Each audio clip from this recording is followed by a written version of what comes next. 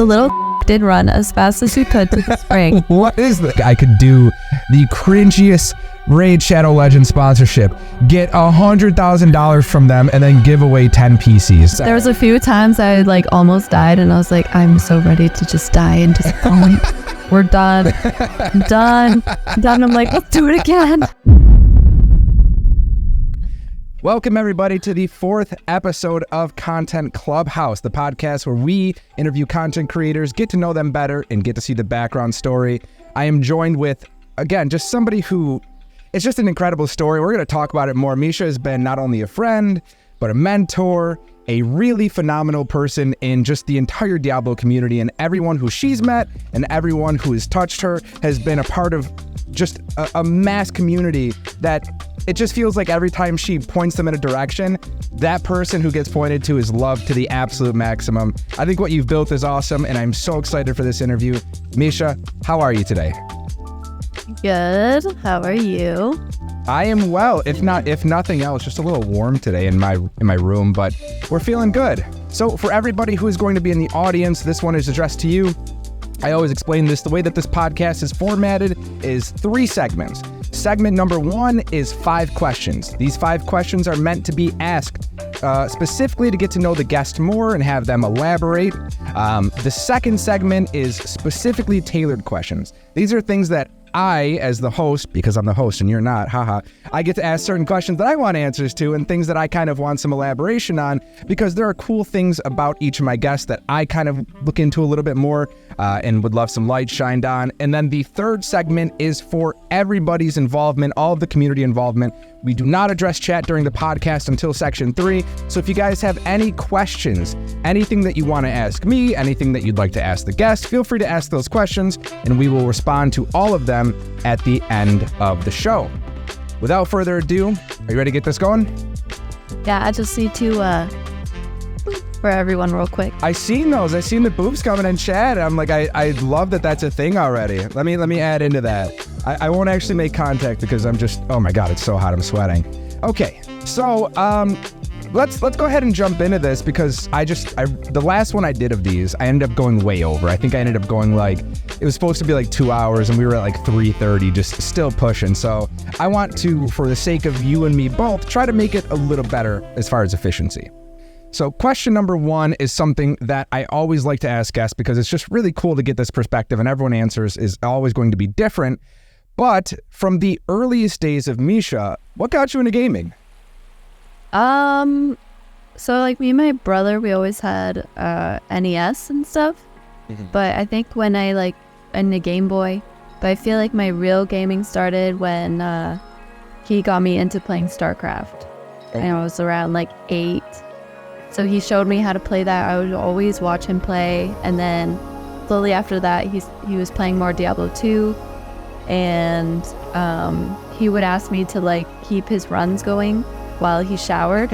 And then slowly eventually I asked him if I could make myself an account, and then we'd fight for the computer because it was back when you could only have one running only because of CD keys, and we only had 1 copy, and we only had 1 computer for a while. And then when we got 2 computers, then we each had a computer. Well, at first he had both the computers in his room, and then after we each got our own computer, but we would have to pass back and forth the Diablo copy. So you had to put the CD in, and then we'd have to allot time slots.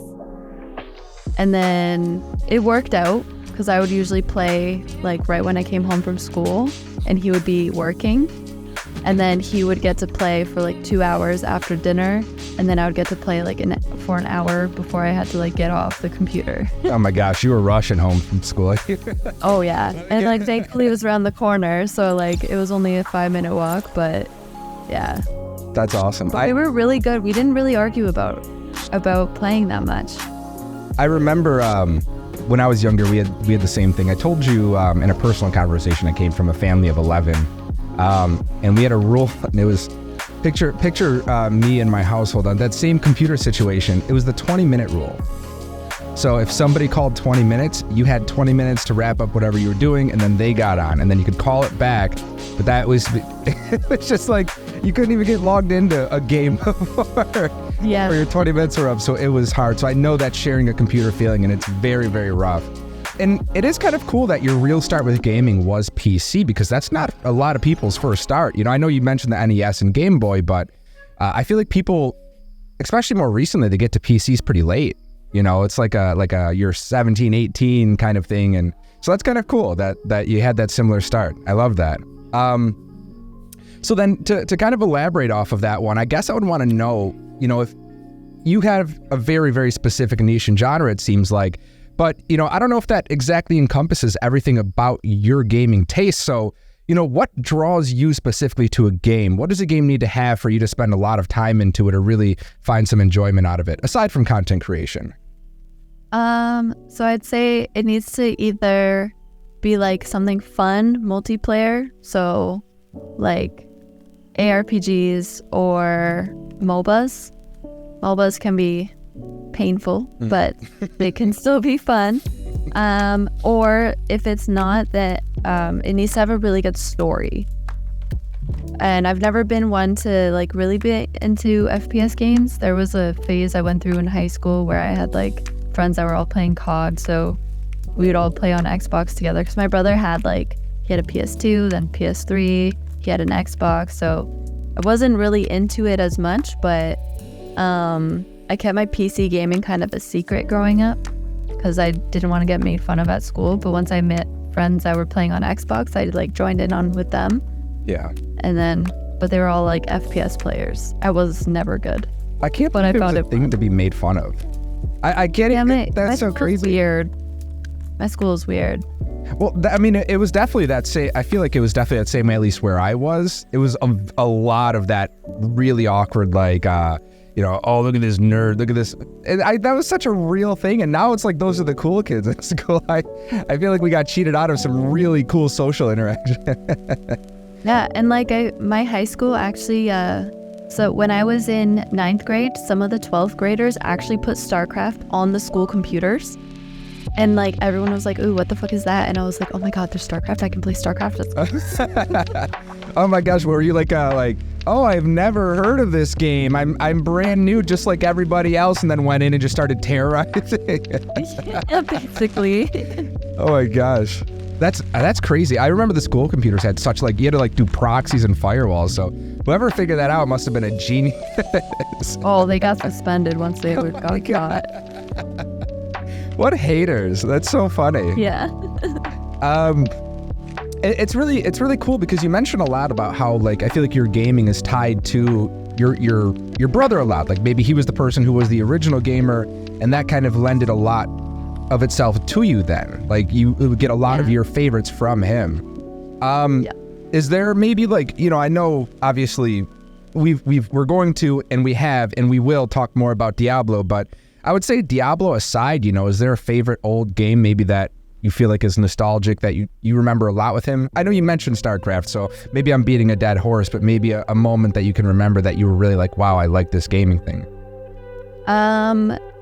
So one time he borrowed a GameCube from one of his buddies, and we rented Zelda Twilight Princess from Blockbuster. Classic. And yeah, so him and I like grinded the shit out of it. Like he would let me watch him play, and then after when he was done, he would like set me up on my own game and let me play and like go. But like that, like, I don't know. I feel like we got to silently bond over things. Just like me watching him play, and like I never was like, oh my God, let me play. So I think he appreciated having a not annoying little sister, because he always let me hang out with him and his friends all the time. Yeah. And then he'd be like, okay, can you like leave us to be boys? I'm like, okay. It was like the original Twitch stream. Like you were his first viewer, just sitting next to him like, so what are we playing today? Yeah, literally. That's awesome. Well, what I would say is the final elaboration of question number one, and this one kind of is a little bit of an open dialogue, so take it however you want to, but if you could make a custom game in today's gamosphere, right? There's a lot that's going on, and I know custom game sounds crazy.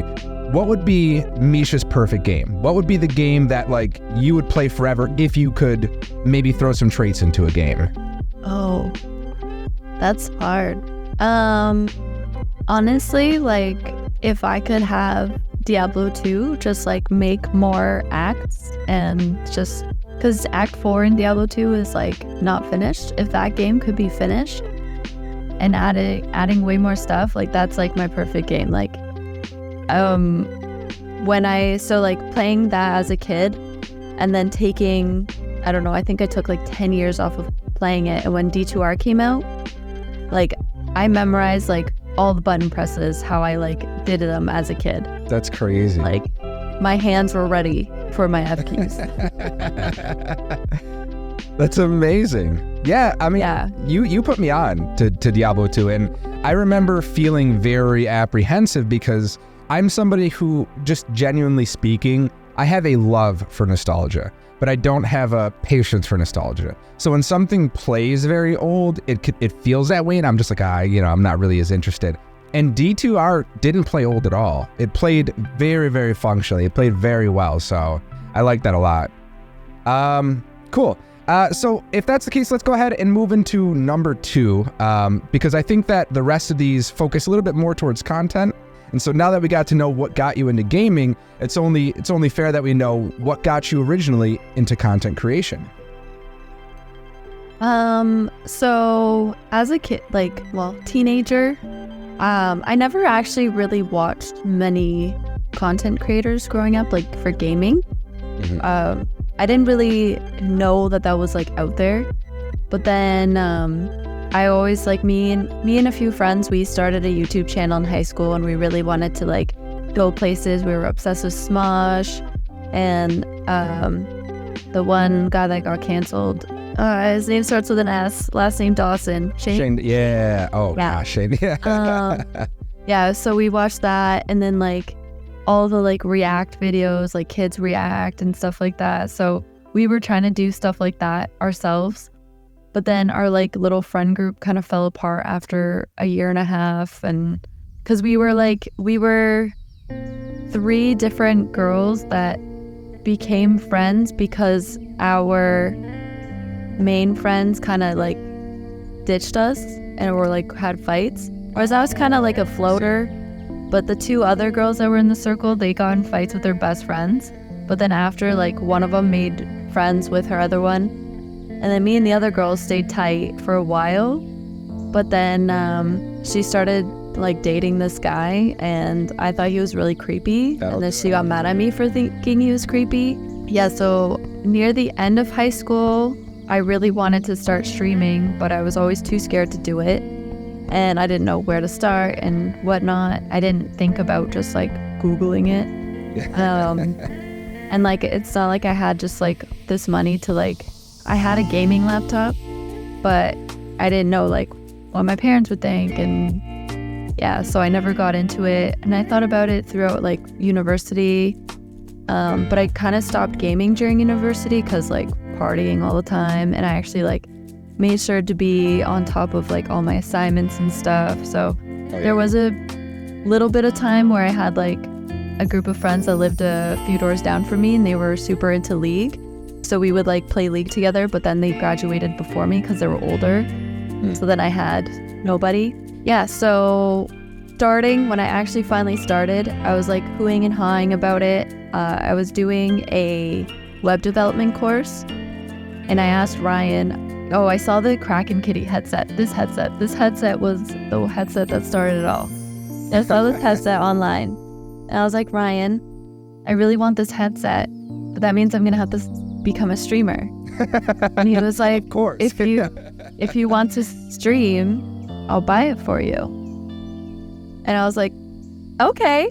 So got the headset, and it arrived pretty quickly. We made me a Twitch account, and that day I started the stream.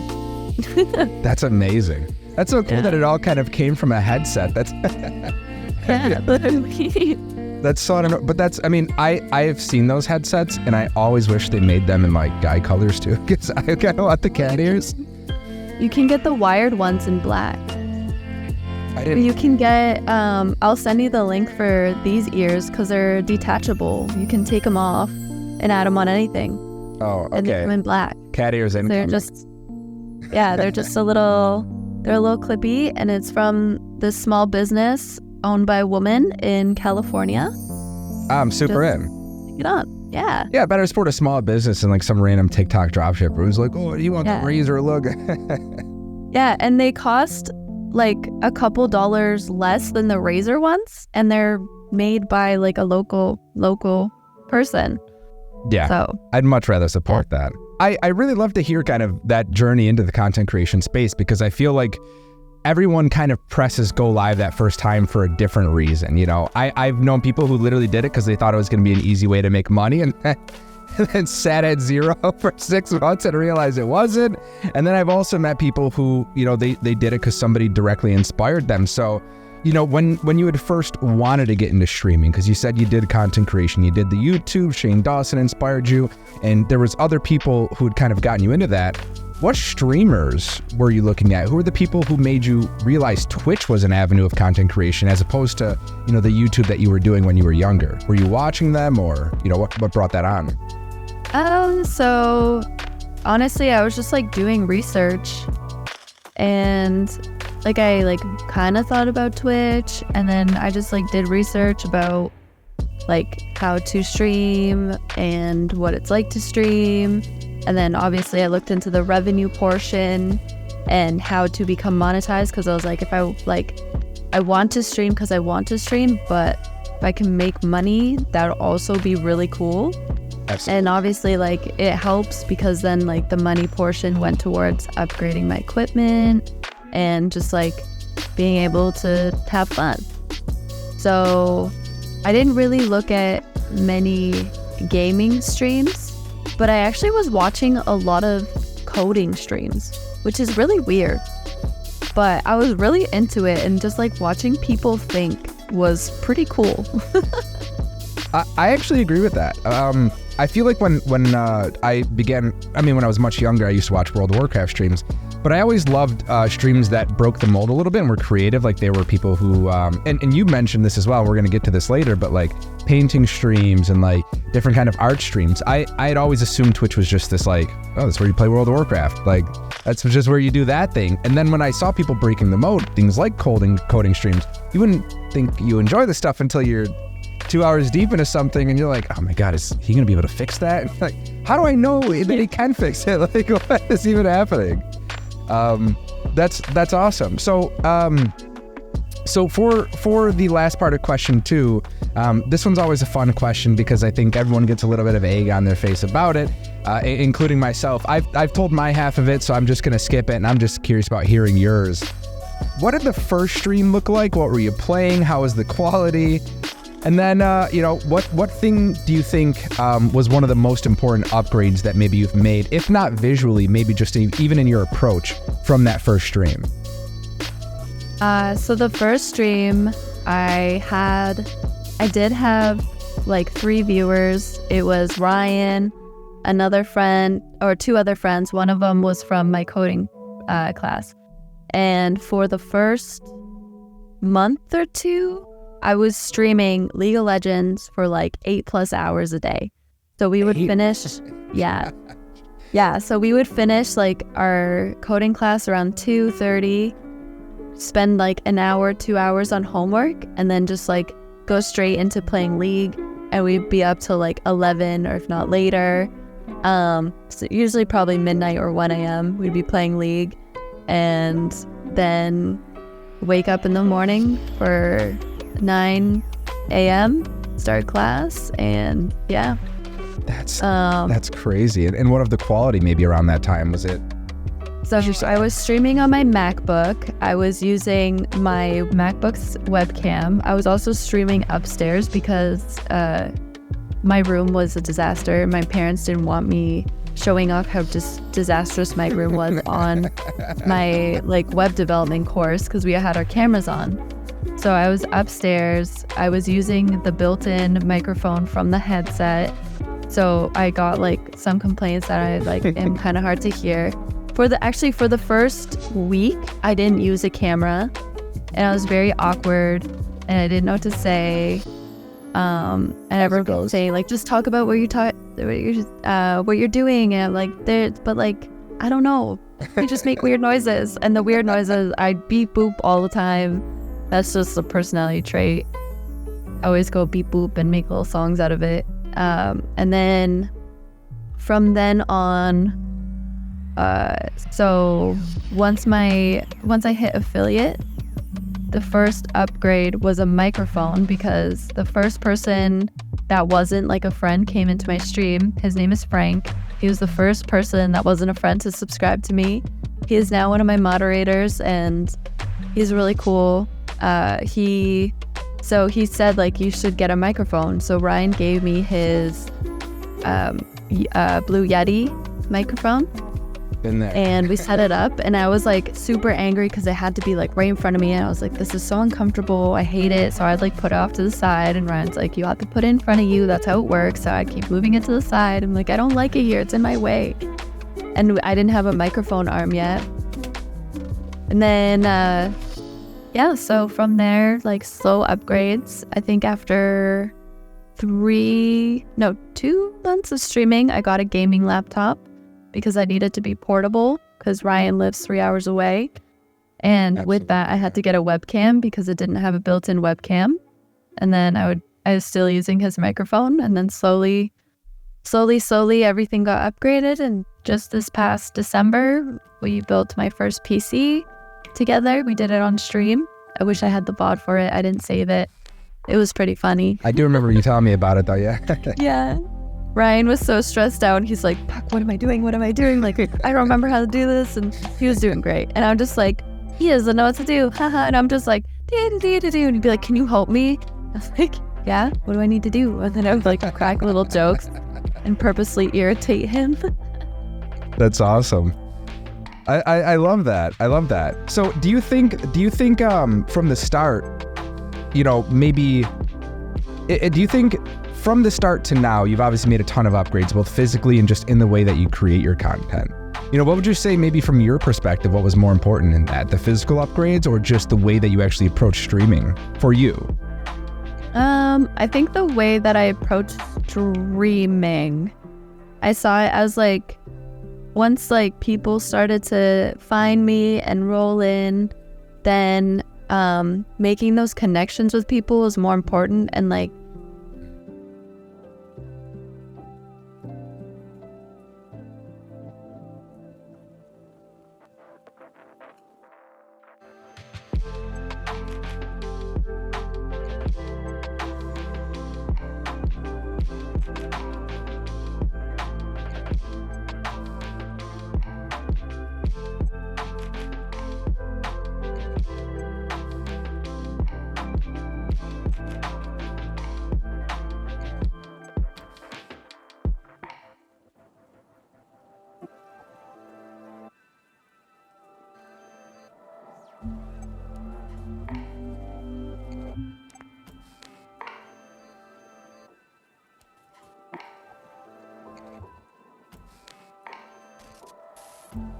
Cool. So let's go ahead and jump into number 3. This one, I try to be specific when I word this one, that it's not necessarily, when I say the word relationships, again, it's not talking necessarily about romantic relationships, just more with friends, with colleagues, with parents, with other people.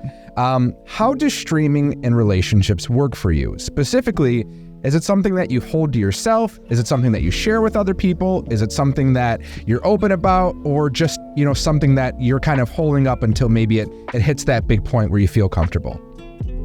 So I'm semi-open with it, I guess. Like, for strangers, I will tell them that I'm just a graphic designer, only that. And when it comes to, like, with my friends, I told them that I was starting this journey, and they like cheered me on, and they said like, if you ever need us to help you with anything, let us know, but we have no idea what we're doing. And then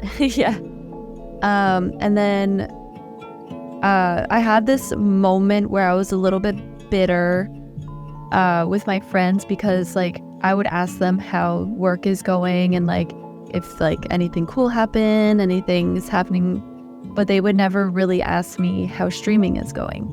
But then I was like, they don't really understand, and they're still asking me about my life in a way, so if I want to bring it up, I can.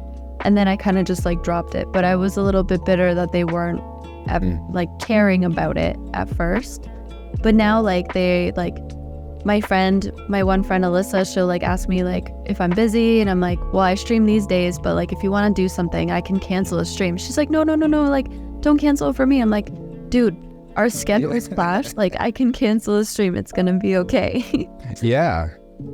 Do you this is at least the experience that I've kind of had regarding that same situation where people almost undermine it, at least until they know that you made money off of it. As soon as they see that, their perspective shifts from, oh, they're just playing games to, wait, you're getting paid to play games? And that has been where always for me, like with people in my life, friends and family, that's where the dichotomy shifts.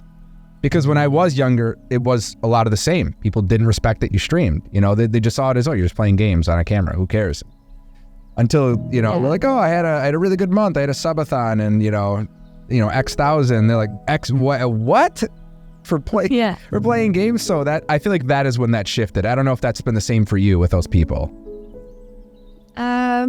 Yeah. And I also found that like my dad is like quietly supportive of it.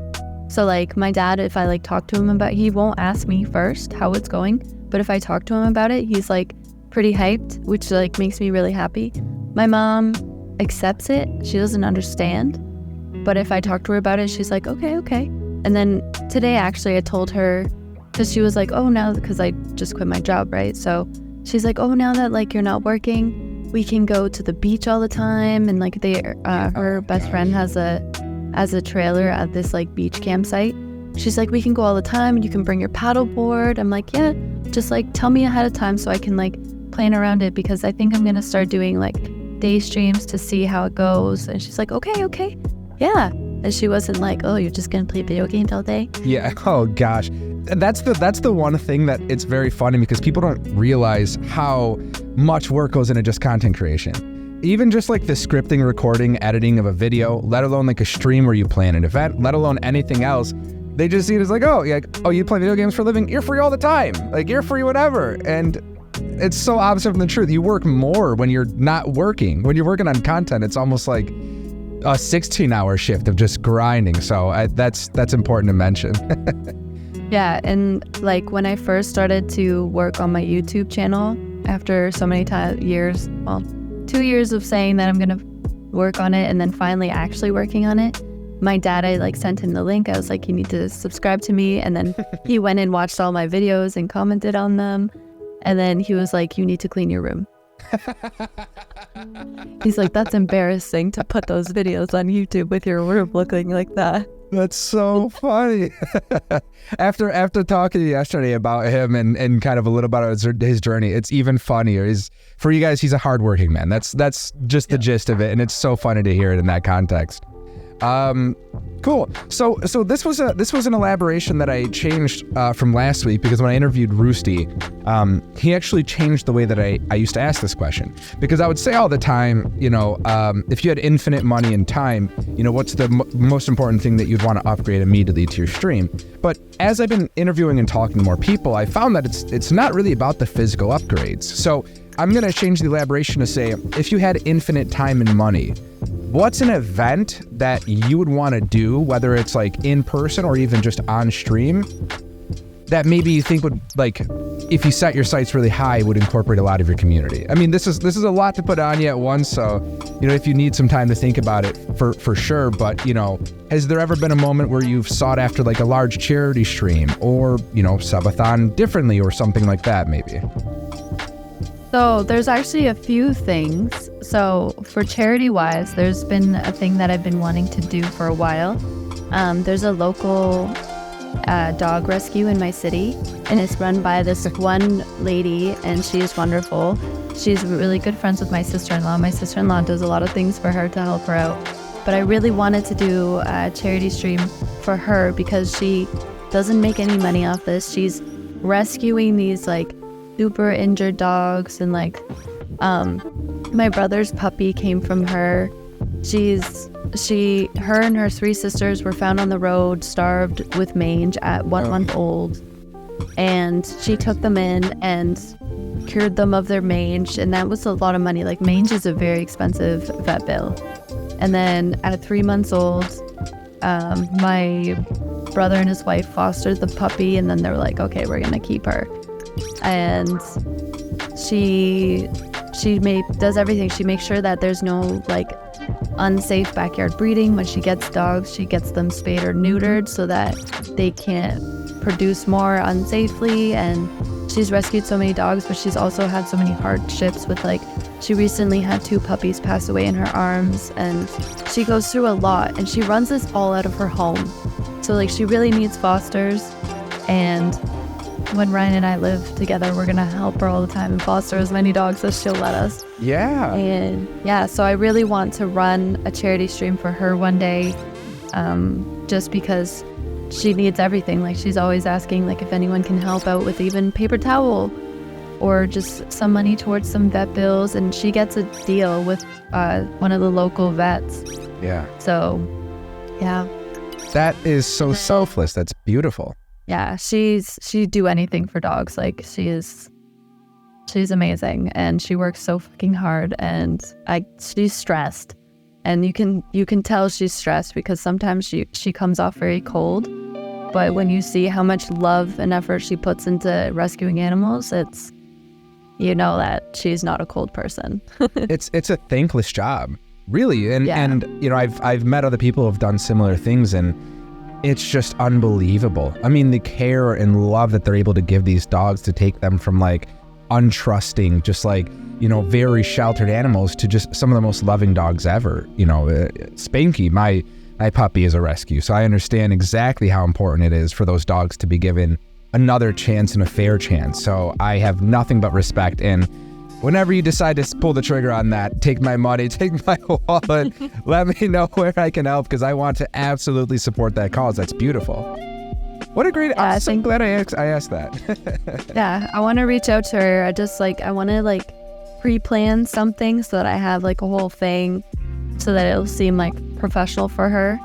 And then I want to make sure that she can set up like a PayPal or something so that donations can go directly to her and not go through me at all, like, just so everyone will know that it's going straight to her. No tax break, no nothing, just straight charity. Yeah. That's amazing. Yeah. And then another thing that I wanted to do, we joked about this, like me and like my mods and like other people that are like in the main circle of the community who like are always around. I'm like, I want to rent, like, there's this giant Airbnb in Florida that has like 42 rooms, and there's a bunch of like game themed room, like giant chess, and really, there's it's very expensive. It's like 40 grand a night. Oh, but I was like, if I had the money, I would rent this for us for like a week, and we would just party up. Everyone gets their own bedroom, everyone can bring their kids, their wives, whoever, their husbands, and we'll just have so much fun. Yeah, that's another thing that I would love to do one day, but that's like a Mr. Beast probably episode. A stretch. Yeah, that's massive. That is unbelievable. Let's go ahead and jump into question 4. I think we're on good pace right now. We're at 35 minutes. This is good. So question number 4, I think, is going to be a little bit interesting because your schedule as far as content creation is shifting a bit now. And so it might be a little bit different from where it was to where it's going. But question 4 is something that I think is really good to set a standard for maybe your viewers or other people who might want to get into content creation. And it would just be, what would you consider a good content day for you versus maybe a less efficient content day? And if you don't want to maybe go into a less efficient content day, that's just a day where you don't do anything. You know, maybe what are some habits that you are trying to move away from so you do a better job at having those good content days? So sometimes I can get into my head a little bit too much. So I feel like on the days that I'm in my head a little bit too much, I don't put my 100% into it. So I'm trying to like chill out and not overthink things. So that's like a big personal thing that I've been working on, and I think it's always something that's going to be worked on. And a good content day is when everyone has fun. Like, there's days that I sometimes don't want to get off, but I'm like, shit, I have to, because like I gotta work in the morning. Well, now I won't have to, but there's like some days that are so much fun, and we like I just want to keep going. Yeah. So I think the most important thing is don't get into your head too much and don't overthink it. Just when you're ready to go live, hit that live button and get ready to have fun. Keep a smiling face and crack some jokes and play your game. You couldn't have said it better. I couldn't have said it better myself. Okay, so let me shift that one a little bit, because I kind of want to get to something, maybe a little bit of a more tailored, specific answer for this question. So we have this gigantic content creation space that exists now, where there's so many avenues forward. There's different ways of approaching, the numbers game, if you want to call it that. The followers, the viewers, the everything. So, what are maybe, now that you've found yourself perhaps with some more time on your plate to put into that content creation, what are some things that you're looking to start incorporating into your arsenal of weapons to ensure maybe the brand recognition, and what things do you feel like are maybe overrated, not as important? I think for overrated, I would say there's a lot of like those streamer support discords, and I think it's a great way to meet other creators, but at the same time I feel like it can hinder your growth. Because sometimes those people are really there just to get support back, but they don't show real support. Yep. And I did try those, and I actually made a good friend off of that. And then once I befriended her, I was kind of like, I don't need this place anymore. Like, you're good, we're good. And we both kind of got annoyed with it because there was like stupid drama, and like people were they weren't there for the right reasons. Yeah. So I'm glad that I tried it because I made a good friend out of it, but it's not something that I would recommend to people who are just starting, because if you're not building your community yourself and getting yourself out there yourself, it's just not the right kind of networking, because you'll gain all these followers, but you won't gain the viewers, and then you won't grow, and you won't have like your regulars and stuff like that. Absolutely. Yeah. That's super important to mention, because people fall into those follow traps and all those different pits. Hell, when I started, there was this thing called Streamer Royale, which was this Ponzi scheme, or pyramid scheme rather, where if you watched people, you got points in this Discord, and the more points you had made you more valuable to watch. So you would want to watch these people so that you could get to gold rank, because if you're gold rank, you get 10 points per watch. But if you're silver, 5 points. And it was so stupid because you could never get past gold. So you couldn't get to platinum, diamond, and those guys just always stayed at the top. And it was just like this weird, you're right. If your network to gain followers is other streamers, what do you think happens when they press go live? You got one less viewer. You got one less person. So you really should focus on a community that is there for your actual content, not for the numbers. And I think that is a very, very important distinction. Yeah. And I think going forward, I'm really bad at like posting on my Instagram and like my Twitter. Like I haven't used that for specifically like posting content related stuff or like gaming stuff. So I think maybe trying to spruce those up a little bit and gaining some traction there could potentially help me, because there's more audience to get noticed by. But I don't know. And I also need to get good at posting TikToks to see if that will help expand my audience. But it's honestly, the only time will tell, and it could work. I could try it out for a bit. If it's not working, then I can slow down. And I know like my Instagram has like a lot of people from like my high school, my university that don't know that I stream. So I'm like, do I want to post all this gaming stuff here? Or do I just want to keep it like about like random photography that I do? Maybe attempting to post some art sometimes, but. Have you considered separate brand accounts? Like I just a brand new Instagram. I would, man, on Twitch. I don't know if I would. Someone actually has Hello Misha on Instagram. I don't know who, but I'm very mad about it. Let me find her. I'll fix that right now. It's like an account with no posts, and it's been because when I started streaming, I was actually going to change my Instagram name, but that was taken, so I didn't. And I don't know. I don't know if I would be good at managing 2 accounts for myself because I can barely manage one. And I don't know. I feel awkward taking photos of myself sometimes. Like Ryan always asks me to take a selfie for the thumbnail, so like he has one to put on it for YouTube, and I'm just like, okay. But then I'm stuck making the same face every time because I don't know what else to do. Just the smile, the or the pog, the we're looking. Yeah, I got so many. I'm like, I love that. No, that's so cool to kind of go into with that. What I would say is that like with the short form content, that's the one thing that I've done to kind of completely change the dichotomy of that for me, because I was the exact same way. I had there was me, who I really am, and I can't tell anyone my name because it is a one name. I'm the only person in the world named my name, so you'd find me immediately and dox me, I promise you. But when I transitioned, I ended up making the new account because I'd post a Twitch clip and they're like, hey, first name, last name, are you going to that party later? I'm like, dude, that's not this ain't the place to have this conversation. And so I had to separate that real life, stream life balance. And I spoke about this on the last podcast, but I just started doing this post and ghost technique where I have all my stuff online in one tab, my Opera GX, Instagram, TikTok, and YouTube Shorts all on the same thing. And whenever I make a video, I just open all 3, post it, and then once it's up, I never look at it again. I don't care who comments, what the numbers are, anything, because I want that same thing, just more eyes on the same content, Not changing my content, just getting more people in the door. I feel like once you do that, oh my God, it's gonna be fucking over. You're going to unintentionally snowball so fast, and I hope I'm just somewhere in the background in the picture, when you're at the $40,000, crazy puzzle house having fun. I just want to be somewhere way in the back, like, you just see my red mustache behind somebody 3 rows back.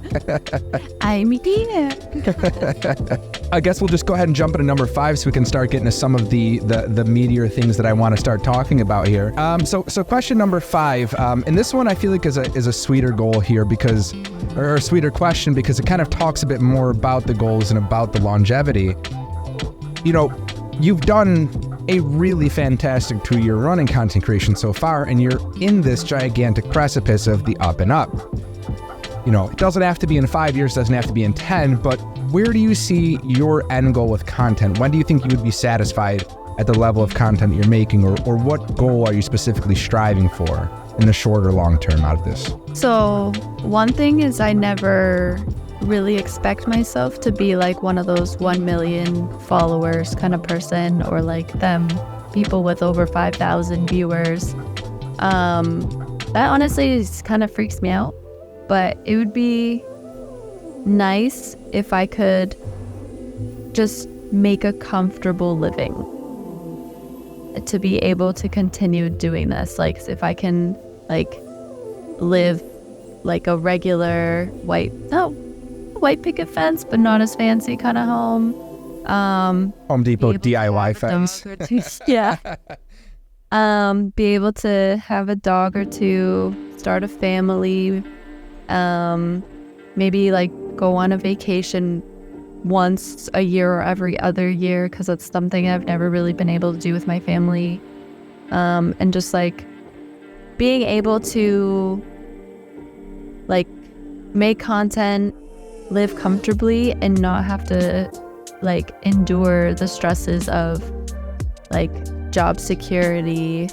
Because when I was working my first job as a graphic designer, the company was always filing for bankruptcy, and I'm like, oh my God, what am I gonna do?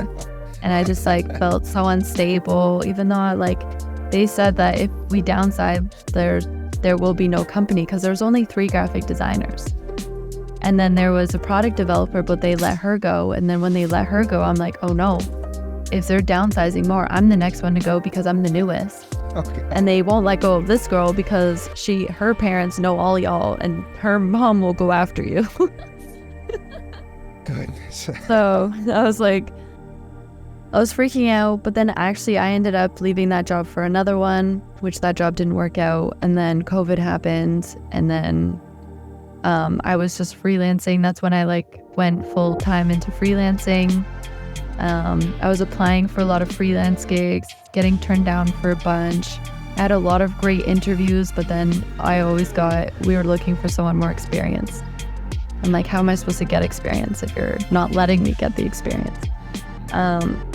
So it was really stressful, but I realized that for one of the companies I freelance for, it's a clothing company. It's literally my dream job. They don't have a full-time position available for a graphic designer because there's not enough work throughout the year.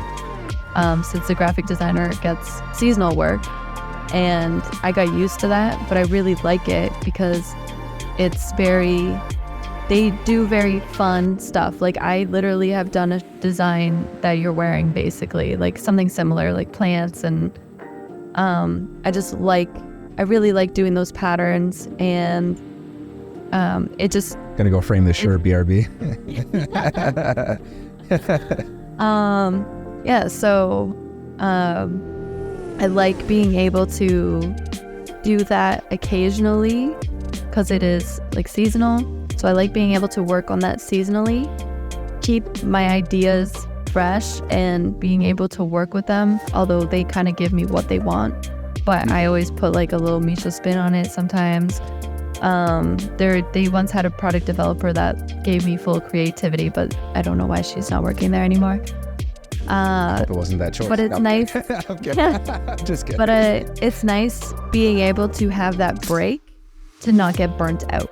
Oh, yeah. So that's why I really, really like freelancing, especially because it entails different things. I freelance for a realtor.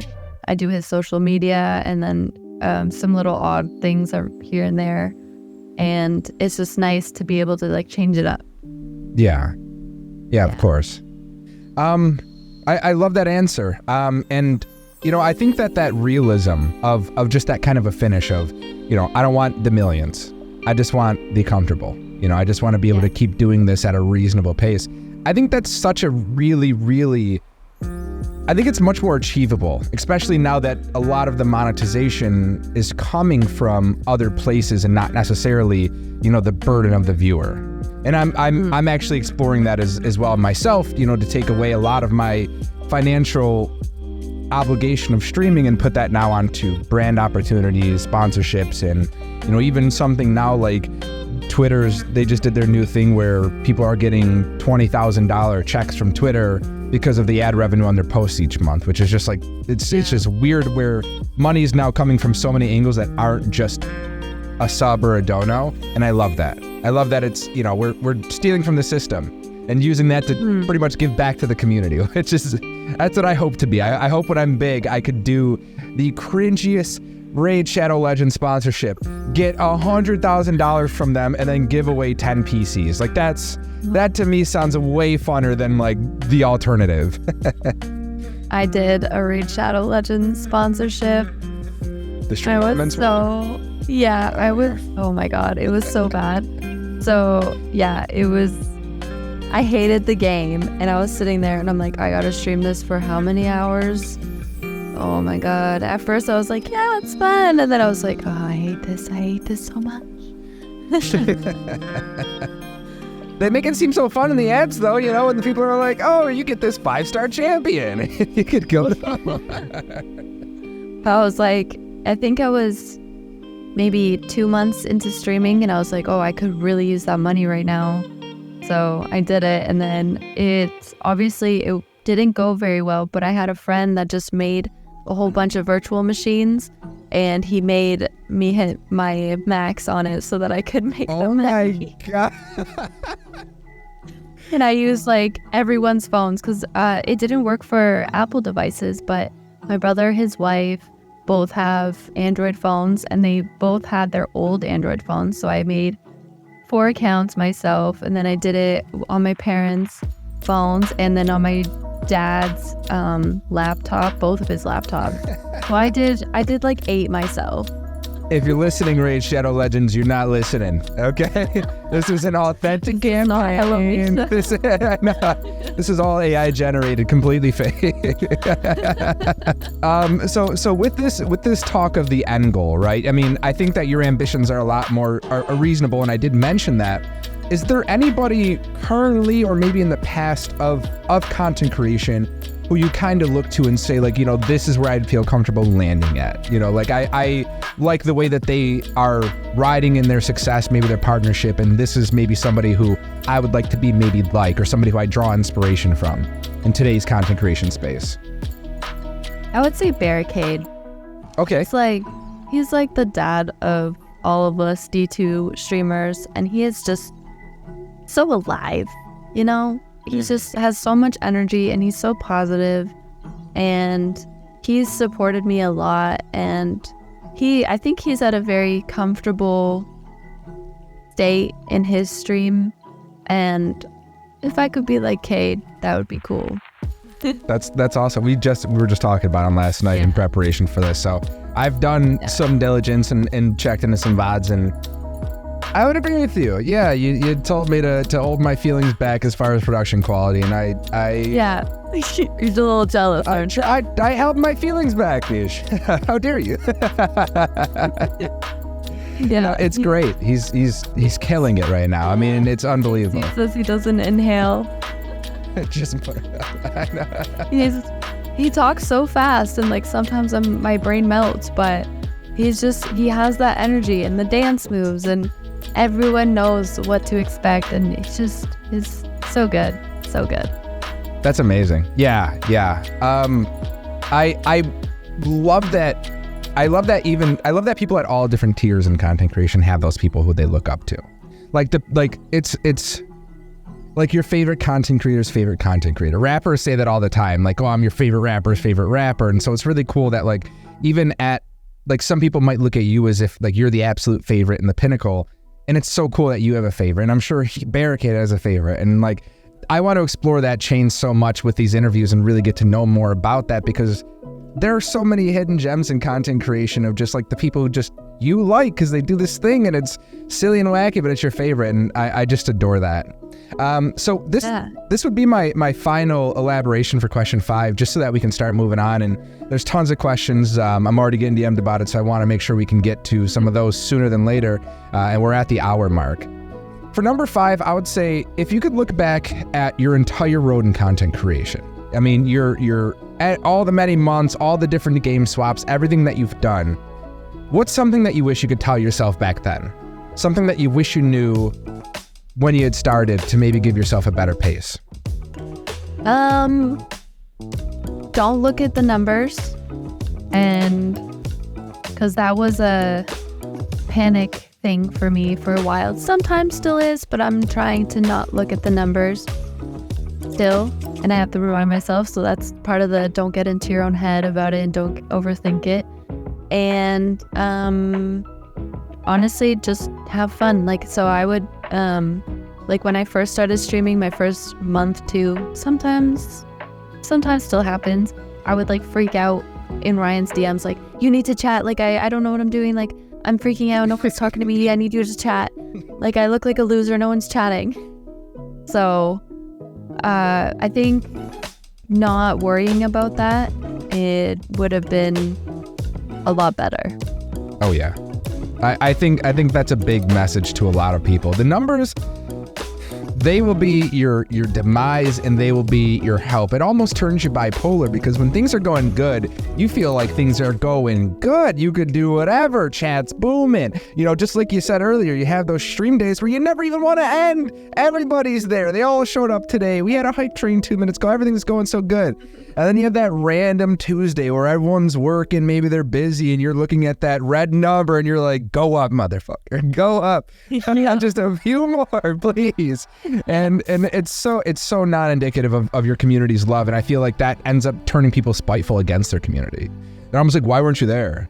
It's like, I don't know. I had to go buy groceries. Like I had a dinner day, you know? When I do get DMs from people saying like, I'm so sorry I haven't been in your stream lately. I'm like, dude, you have a life. That is A-okay with me. Like the most valuable thing that people can give you is their time. So the fact that someone will give me an hour or 2 hours a week, that's huge already. And if they're there every single day, like, holy fuck, thank you. Yeah. but like I don't expect them to be there because like they have lives too, and sometimes they want to just chill on the couch and turn into a vegetable and eat some chips and watch a movie and not watch me, and that's okay. Absolutely. So yeah, I was telling you about that just in private conversations about how I feel like having gotten into watching streams now myself and getting better at watching streams, there is a thing about wanting to be the person who communicates in the chat, and then there's also like that lurker feeling that can even sometimes give you guilt.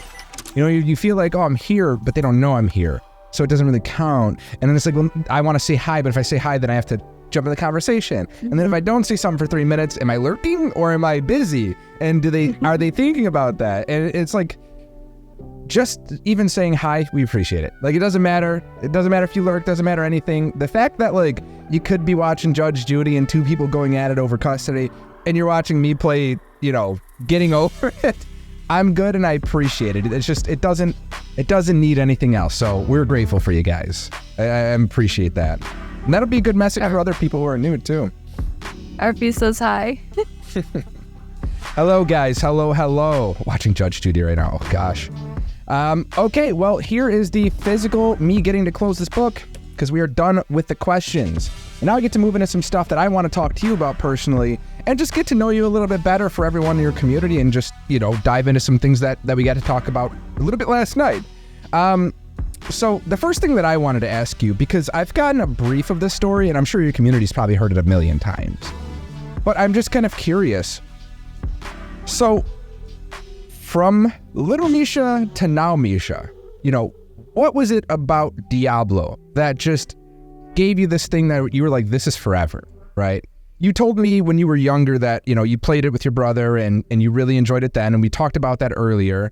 And then, you know, you've told me about your path in that in content creation with D2R, moving into D4. And I heard very little about D3. Maybe we could talk about that too. But I just, you know, there's so many people who just can't stick to a game. They play so many different games and they feel like there's so many different angles. I'm curious as to what it was about Diablo that just grasped you so harshly.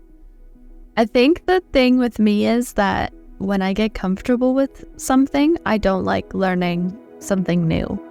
So in the time from, like in the last 2 years, so growing up, I literally only played StarCraft and Diablo 2 because I knew them. And then the occasional console game. And then when someone forced me to play League of Legends with them, I got addicted to it. And then I only played that. And it was what lane in main? I'm sorry. You've mentioned League a few times. I'm curious, what lane did you play and who was your main?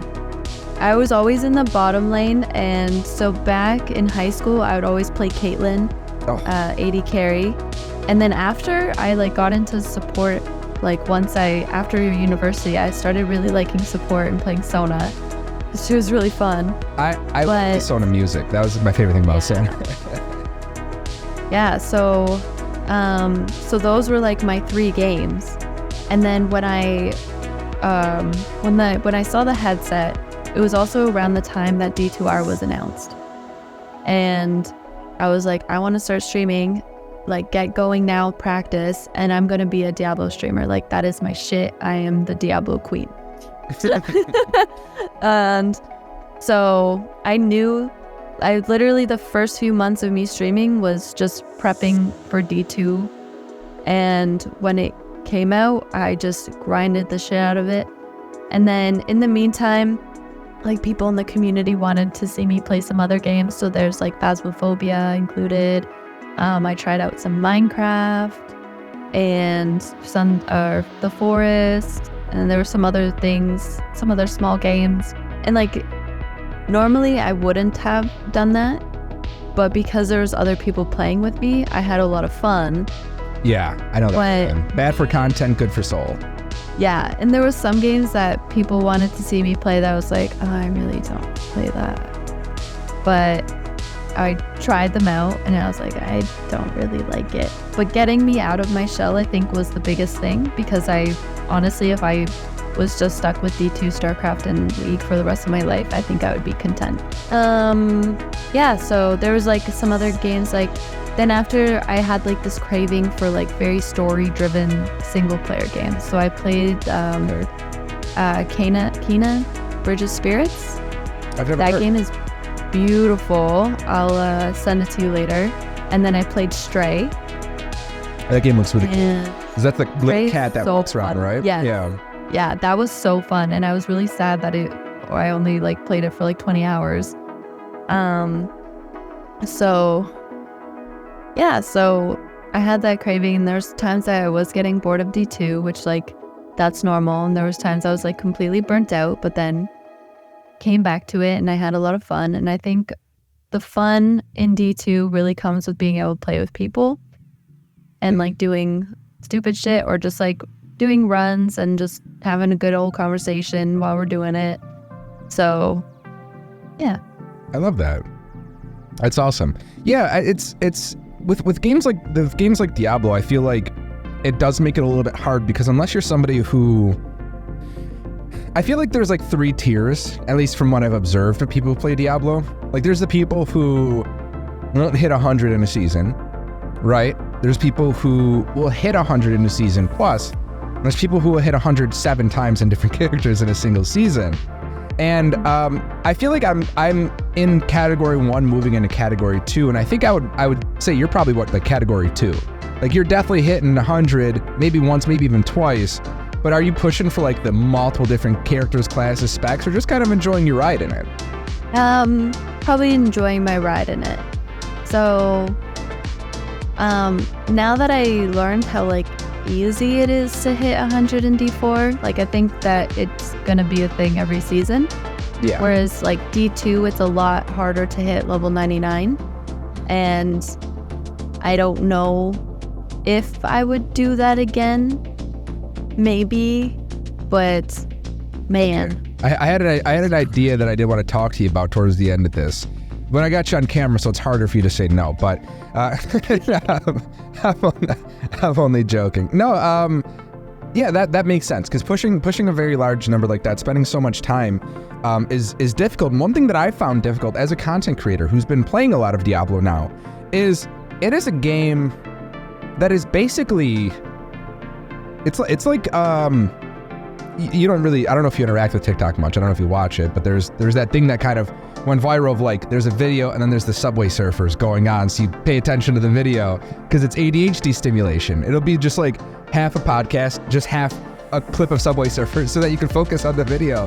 And Diablo I find to be kind of similar to that because there's only so much that you could say that you're doing in Diablo before you're running the same dungeon for the 9th time in a row, and it's like the content isn't changing much, so it's hard to keep everyone's interest in the game, so it really has to be all you. It's like you have to be the interesting thing, because that dungeon's the same the 10th time as it is the 100th. So, you know, what have you found that maybe Diablo has, you know, maybe helped you improve your content, or what things have Diablo... Do you think that it maybe made you a better content creator, maybe made you more confident, reliant on yourself, or do you feel like it is still easy to use Diablo as a relatability tool? Because I see you do a lot with community, you play with people all the time. Yeah, so with Diablo 2, I found it was really easy to do like community events, and like you can do like fun little giveaways for like the super GG items, which we had a lot of fun doing. So once we discover in D4 the cow level, you'll understand more. But in D2, so because we're playing hardcore, and I like to run Misha's Hunger Games. So it'd be me and 7 brand new characters that are level 1. I would open up the cow level, and they're all running ungeared level 1, and the last person that survives wins. So that was like one of the fun events. That's really cool. I love that. Yeah, we did a bunch of random stuff, and it was fun like building the teams. And same with like whenever the new season would come out, like building the teams in the Discord and pairing people up together. That's also fun. So it creates that sense of community to keep people playing, and so they're not alone. I love that. Yeah. It's so cool because, you know, I talked to you about this last night, but having gotten into Diablo after meeting you and after kind of getting more into it, the community is it's chock full of people who want a game, they want somebody to play with, they want to be involved in something, and I feel like it lends itself so well to that community content creation feel, especially yours. You know, would you say that that's something that you felt was more exclusive to Diablo, or do you think that's more exclusive to you as a person? Do you think that you could jump into Fortnite and do that same thing today, or do you think that Diablo, maybe the community, because it is that way, helped in that? I think it would be more of a Diablo thing, but not detracting from it. Yeah, like I feel like it's both me and the Diablo thing, but I don't know if I'd be able to create that same sense of community on like Fortnite. Do you think it's because you have a unique interest in Diablo, so it's easier for you to like kind of to proclaim yourself queen? To proclaim yourself queen, you have to be pretty invested in that game, I would imagine. So I think that makes sense. That makes a lot of sense. I feel so bad. This is going to be pretty unprofessional. My dog must be stuck downstairs, and that doesn't mean he's actually stuck. It just means he doesn't know I'm home. So he must have gone downstairs. He's barking. So let me go grab him really quickly, and please keep everyone going. Just 1 second, guys. He's such a dumb. I was about to press a button. This troublemaker right here. Yay! Okay, sit there. Oh, okay. Cool. So that definitely feels. I feel like I don't want to poke too much on Diablo because we could talk about it forever. But I do actually want to jump onto something different because we have touched upon it in a bunch of different ways during the podcast. But you said that obviously you do graphic design. That's something that has been a part of you and a part of your content. And you also mentioned to me that you like to do artistic streams, painting streams, and things like that. Where does your art start? Like, when did you kind of have this affinity for it? And, do you see that being something that is going to be more present in your content with a little bit more time now to try different things? So me becoming a painter started in high school.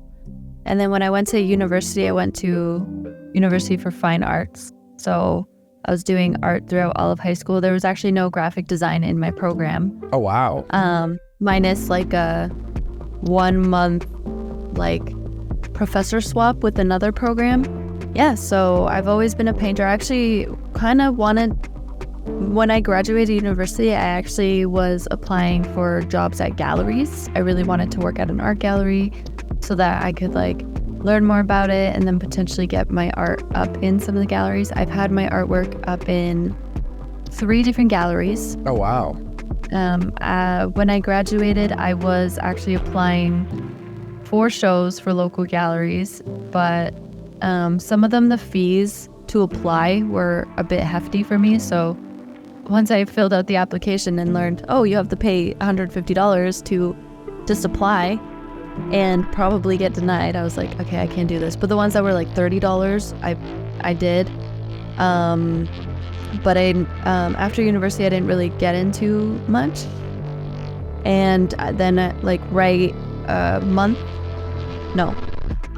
literally a week after like classes ended, I got hired as a full-time graphic designer. So now, had you practiced much graphic design before that, or have you been always physical medium until that point? Always physical medium. I did photography and editing photos, so I knew how to use Photoshop, and like occasionally I would draw stuff on my tablet.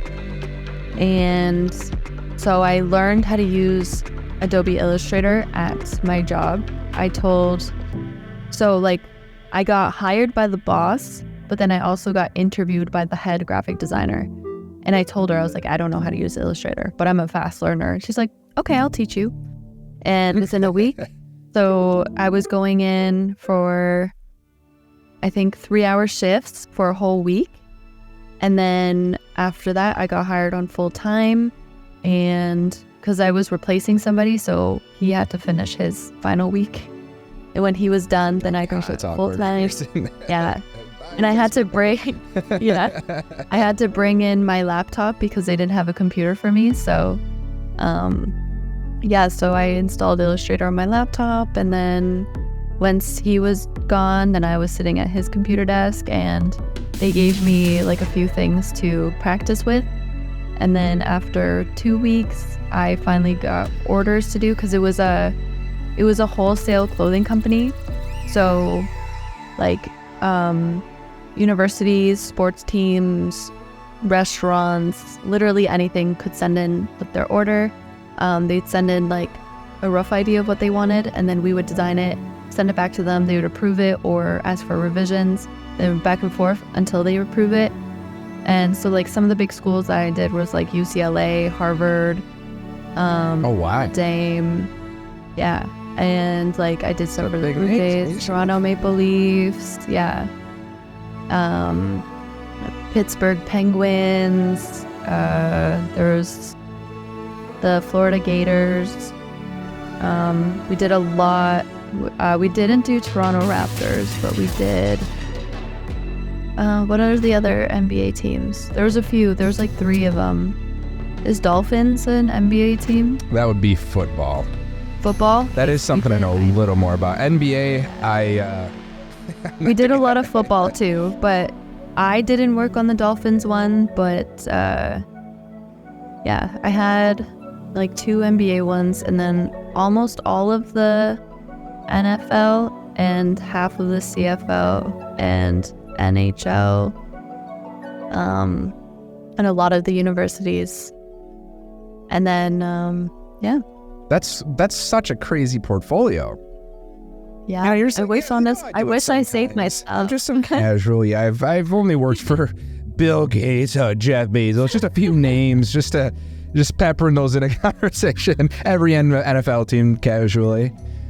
Did you ever have like any of those Karen customers, like the people who, you know, they give you an idea and you nail it and they're like, absolutely not, this is not what I'm, or just like freak out, completely don't see your vision? Not necessarily like that, but it would be more if you would send them something because they gave you nothing to work from, and they'd be like, I don't like that. Oh, okay. And then you have nothing still to work from, so you're like trying to email them like, hi, is there like something that you don't like about it? Like, would you like something changed, or would you like a new design? If you want a new design, is there something specific you want to see? Do you have any inspo photos? Like something you want me to like work off of? Nothing. Like, no, just make me something new. Awful. Like, yeah. I had somebody ask me once when helping them with something if I could make something look viral, and I blocked them because I was like, what do you mean make this look viral? Like, What? Yeah, sure, yeah. This I designed this specifically so you're gonna get 1 million views as soon as you post it, right? Yeah, right away, sir. It's virally designed. So the last thing before we get to any of the questions, so Comtix, if you're still hanging around, feel free to shoot that DM now, because I think we're going to get to that in just a bit here. We talked about really quickly in the last night, kind of in the preparation for this, likes and some dislikes about content creation specifically. And I just wanted to touch upon these a bit, just for kind of the broader audience of content creators to see a little bit about, you know, what things you maybe should look important to, and which things maybe you might be giving some attention to right now that you probably shouldn't. So for the like, I know you mentioned that your favorite thing about streaming, your favorite thing about content creation altogether is your community being the staple of all of your content, and that being the thing that really propagated you to continuously create content. You know, was there a moment that stood out to you when you really felt like your community had your back, when you put yourself out there, or really, you know, hoped for something in content creation and they showed you like, yo, you're good, we got you?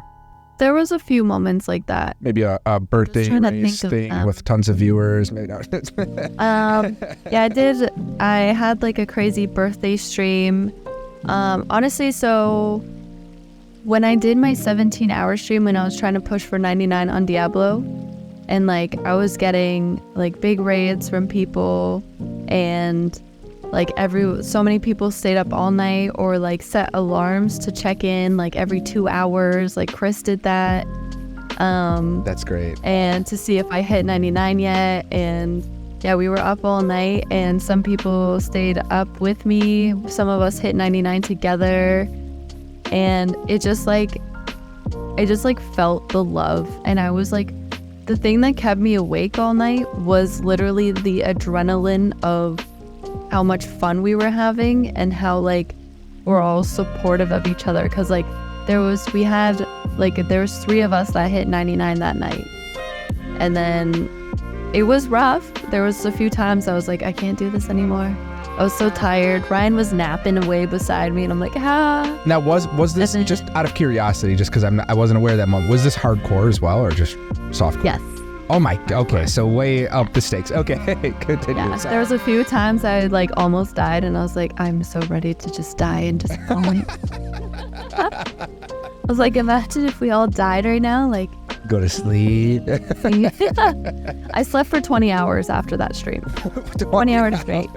20 hours straight. Ryan's like, let's have a nap and then like get up and then do some stuff. And I'm like, no. Like, Chad sends a wellness check because and I'm gonna go to. I was like, we're gonna eat and I'm gonna go to sleep. He's like, you don't want to like stay awake, like maybe until it's at least like after dinner times, because like you're gonna wake up in the middle of the night. I'm like, no, I won't. So we went and got Taco Bell. I ordered all this food and I couldn't eat any of it because I was so overtired and feeling nauseous from being overtired. And yeah, so we went back to his place. We put on a movie and I started to fall asleep. I ate my food quickly, like half of what I ordered. I ate my food. I laid down and he's like, are you not hungry anymore? I'm like, I can't do it. And then I started to snooze. He's like, do you want me to turn off the movie? I'm like, yeah. And it was probably, I finished the stream around noon and it was like 3:00 when this happened. And I went to sleep and like, I know he woke up a couple of times to go pee and I did not get up. I didn't move. He woke me up, I think at around 9, asking if I want to get out of bed. I was like, no. The hibernation's wonderful. I know I know that adrenaline feeling too, like from doing like the subathon and stuff. There is that feeling of just like after it ends, it's almost like shell shock. You're just like, what now? You know, it's so weird. But then once the tiredness kicks in, I mean, you're out like a light. So I know that. But I was running off the adrenaline from that for like a week. Like I was just like, oh my God, like you guys are so amazing. Like I can't believe it. Like I had so much fun and everyone else was like burnt out. They're like, we're done. I'm done. I'm like, let's do it again. I love that. And I was like, I missed the grind. Like we were like, it just like, it felt like we were having like a giant sleepover together. I'm sure it probably felt really good in hindsight too, because you're probably the night of, you're like, just, I'm done, dude. I'm never playing this game again. Yeah. And that moment will forever be one of my favorite stream moments because it was just so funny. And the amount of like different positions I had to take and like stretch breaks. And I was like, oh my God, I'm like so tired. I'm going to throw up. And I was like, Ryan, I need more water. Ryan, I need snacks.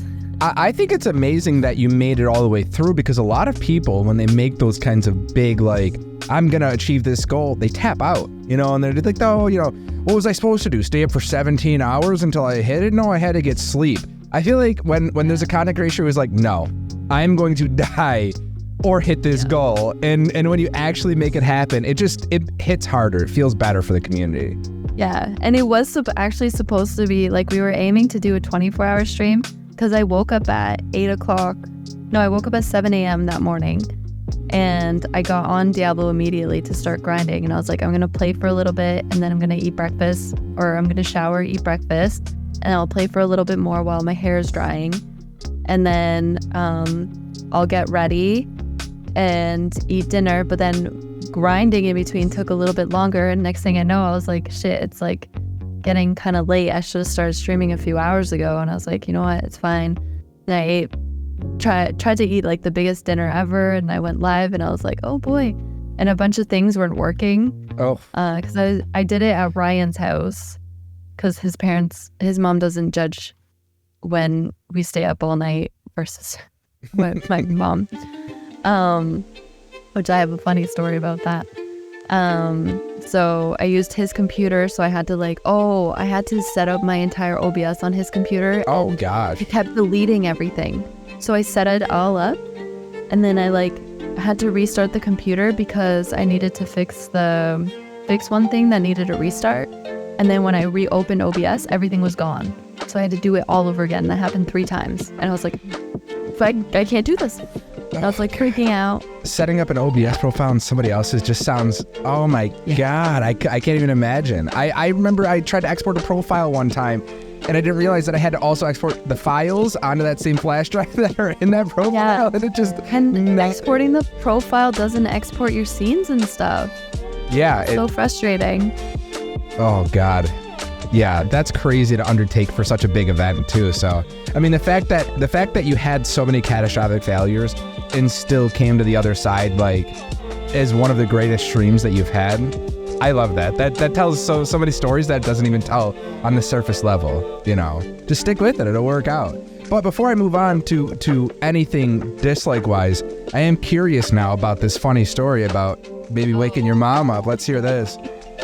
So it was that same season, but it was the night that this season came out. So when D2 does seasons, they come out at 8 p.m. EST on a Thursday, which always worked out for me because I never worked Fridays. So we were like, all right, we're gonna start together and we're gonna beat hell, like go through normal, nightmare, and hell together in one night. And we were almost done hell. It was 4 a.m. and my mom was she couldn't sleep upstairs. So usually when she can't sleep upstairs, she goes downstairs to the couch because it's like quiet.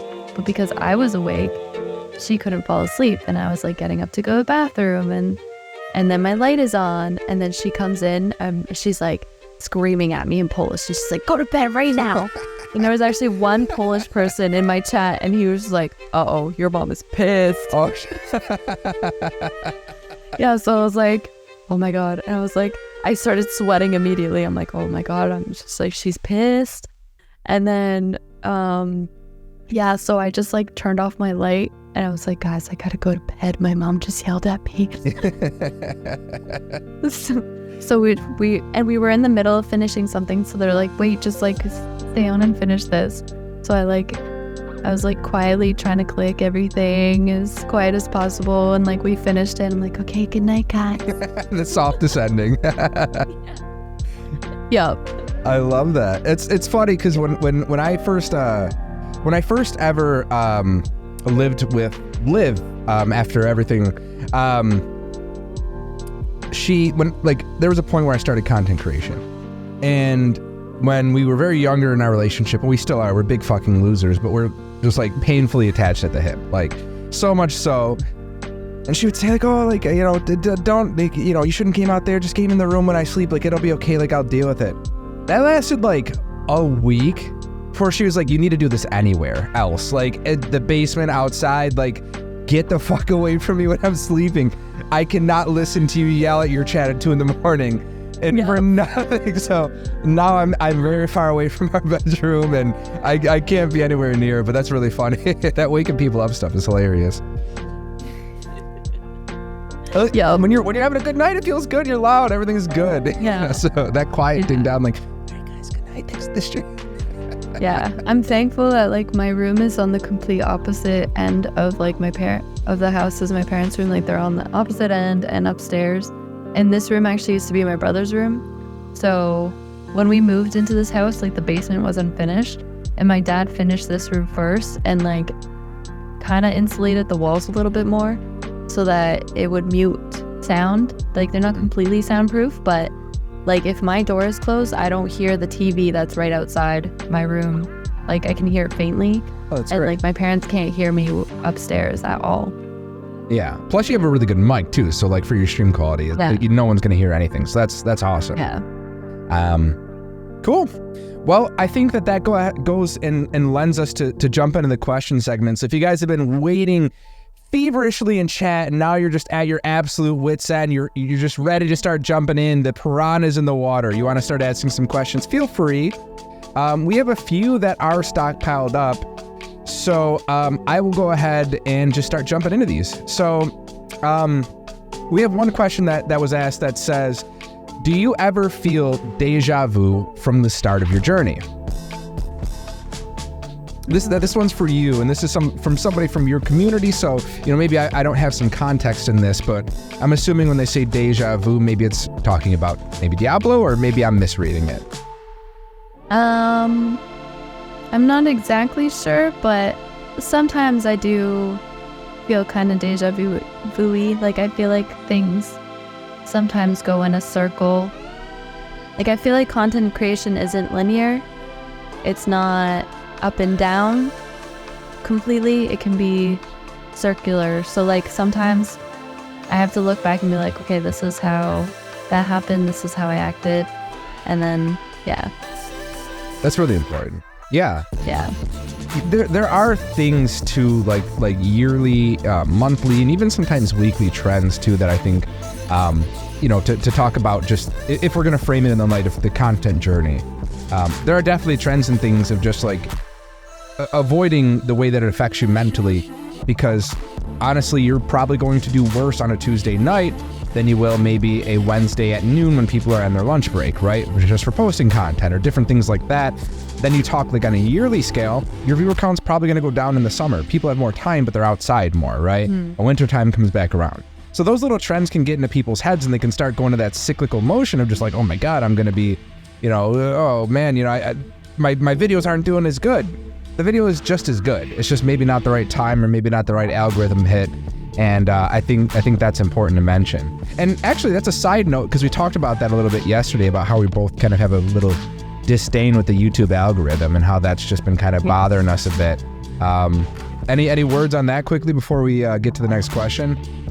I still don't really know how it works, but I feel like I haven't been like in people's recommendations, which is kind of frustrating, and I don't know why. And I wish there was like I wish I understood, and I don't know if there's like a tooltip that'll help me, like show me why and why not and how it works. But I have to spend more time researching, because I don't understand the analytics.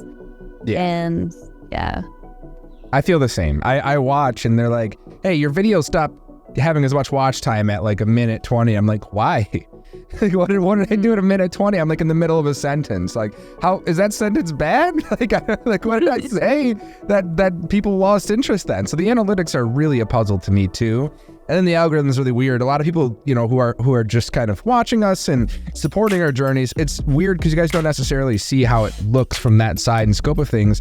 And there's some just weird stuff that'll happen. One video, one short gets 1,900, one short gets 7 views. And it's like, why? But it's just YouTube. It's just YouTube. So it is weird. Okay, so the next question that we had, another one from your community specifically. If you were to start to create any content that was not painting or Diablo, is there any games or any types of content that you might be looking forward to creating that are breaking your current mold? I would love to do travel vlogs, and I kind of regret not doing some while I was in Italy in May. But I would really love to do some like travel exploration-y stuff. Chris really wants me to play Turf Battle. I've seen that in chat a few times. You have to tell me what that is. Where is that? What is that? I don't know. It's a game that he loves. I think it's on Steam or something. Turf Battles? Yeah. Coming up soon. Travel. So hopefully in the future, maybe I'll get to travel more, but yeah. Do you feel the travel secondhand cringe when you're like, I should vlog this, and then you pull a camera out and you're like, what the fuck am I doing? This is so embarrassing. I don't want to start recording in front of people. But because I've done that, I've brought my camera, and I feel like every time I start to record, one stranger looks at me and I'm like, all right, that's enough for today. We have footage. We'll look at this later. I just immediately get so embarrassed, especially in Italy, because they judge you so harshly. In Italy. Yeah, so actually in Italy, like I promised that I would do some live streams while we're out and about, but I kept getting like too shy and too embarrassed to just like talk to my phone in public and hold it out like I'm recording this up. But then one night when we were in Venice, we were walking in the rain and I finally did it. Like we went out to this fancy restaurant, and on our way back, I hit start stream, and on our walk, we walked through some sketchy looking alleys, but we had a lot of fun, and I was able to tell the community that we got engaged, and yeah. That's amazing. I love that. God, that's so cool. I feel like IRL streams are something that I would absolutely love to add to my repertoire as well. But I'm happy. I kind of wish I did it more. I need to get over that nervousness. In addition to doing it more, I feel like I want to think of things to do. Because I'm like, all right, let's IRL vlog. All right, guys, today we're gonna sit at my desk and edit for 12 hours. And it just doesn't hit the same as like going Mr. Beast sending somebody to Paris to buy him a croissant, you know? Yeah. It's like it's a little bit harder to try to make my life interesting. So I want to find more interesting things to do so I actually have a reason to vlog it, you know? You know, in your case, I would absolutely watch a Raspberry Pickin' stream. But maybe that's just me, but I absolutely would. So let's tag on to another question here so that maybe we can get you out of here hopefully around the 2-hour mark. The next question that we had was, what inspired story time? Now, I'm not familiar with story time. I'm curious to hear a bit about this. So if you want to maybe give some insight as to the story time, what that is, and then what inspired that. So I read a bedtime story at the end of every stream. Well, almost every stream. Sometimes if I'm like too tired, we stayed up too late on a weekend, I'll sometimes skip it. But yeah, so bedtime story. That started because a lot of people were like saying, Isha, your voice is the best for reading bedtime stories. And I was like also mentioning how it'd be kind of cool to get into like working for Audible or something and reading, like narrating stories. I was researching that for a bit, but it's a lot of work. And so I'm kind of using this as a practice to get better at reading because I do stutter when I'm reading sometimes. But yeah, so that happened probably almost a year ago.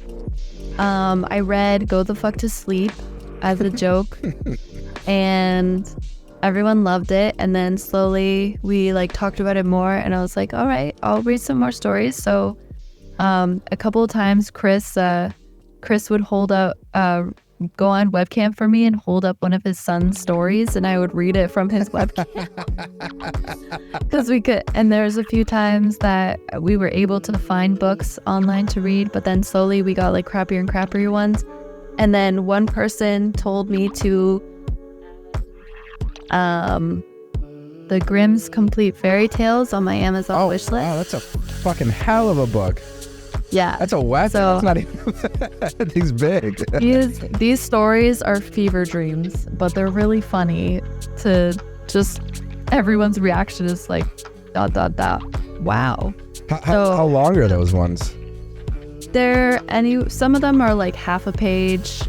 The longest one is like 20 something pages. Oh my God, we gotta end this with one. We gotta end this with one in a little bit. Once we're done with the question, I'm in. Sounds good. I'll have to read the one from the other night. That was actually a fever dream.